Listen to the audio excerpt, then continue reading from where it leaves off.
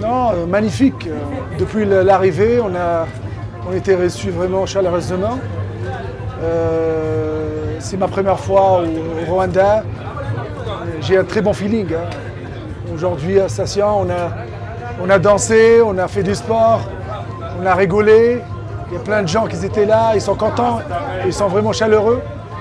Et c'est l'image qu'on a reçue sur le Rwanda quand on est de l'extérieur. À part le développement, à part la progression de pays, il y a aussi une chaleur humaine qui est quand même très importante et on le sent. Je suis très très content d'être parmi vous aujourd'hui. Il y a plusieurs liens, mais le premier lien c'est Total Energy qui aujourd'hui fait vraiment du travail côté football et aussi côté cyclisme. Donc ça c'est un lien qui est très important pour un sport qui est très très difficile. Aujourd'hui on a fait 2 minutes, on ne l'a pas fini, mais je peux vous dire que là les jambes, il n'y a plus rien dedans. Sinon le sport ça reste une chose très très importante pour bien sûr toutes les communautés mondiales. Aujourd'hui le sport réunit les gens, le sport n'a pas de langue, le sport on est partout, on se comprend.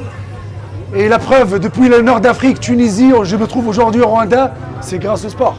Donc voilà, il faut continuer à supporter surtout ce genre de sport de cyclisme qui est bien sûr un sport très difficile et très difficile à organiser. Donc merci Total Energy pour le support.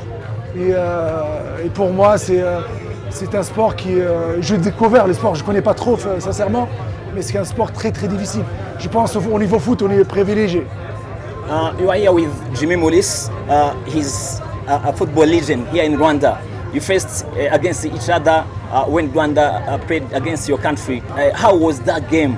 It was 20. C'était 21 ans en arrière.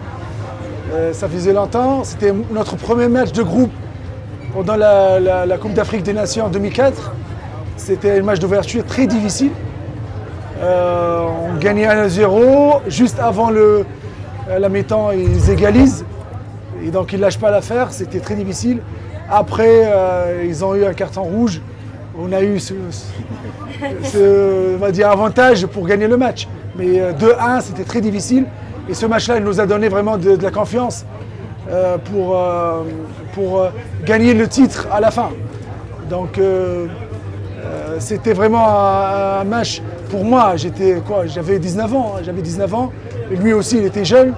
Et voilà, après 21 ans, on se voit ici chez lui au Rwanda.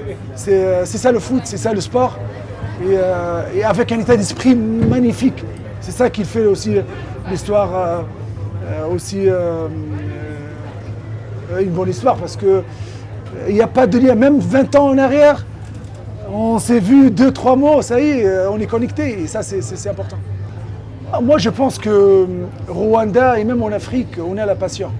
C'est partout, franchement, quand je vois les jeunes, quand je vois les gens, comment ils vibrent derrière le foot, ça, c'est pas ça qui manque en Afrique.